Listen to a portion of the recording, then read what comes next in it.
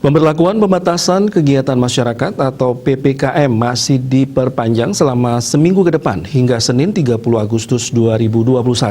Dalam keterangan pers virtualnya, Menteri Koordinator Bidang Kemaritiman dan Investasi Luhut B. Panjaitan menyampaikan, PPKM akan terus berlaku selama pandemi COVID-19.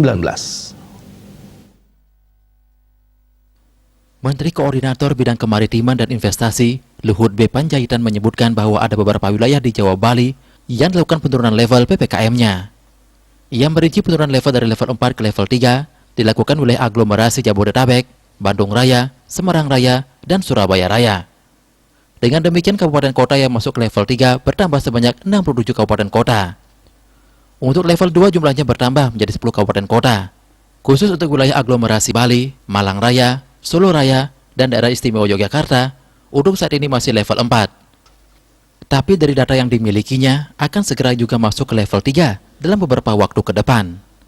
Kita ketahui bersama bahwa PPKM ini akan terus berlaku selama pandemi. Saya ulangi, perlu kita ketahui bersama bahwa PPKM ini akan terus berlaku selama pandemi. Karena ini adalah alat kita untuk tadi menyeimbangkan pengendalian COVID-19 ini dengan ekonomi atau penciptaan atau lapangan kerja buat masyarakat kita.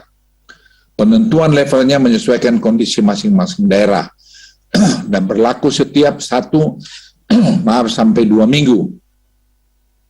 Dengan perbaikan terus-menerus dalam penanganan COVID, terutama dalam peningkatan kesembuhan dan menekan angka kematian, serta makin banyaknya yang dibawa dari isolasi mandiri ke isolasi terpusat.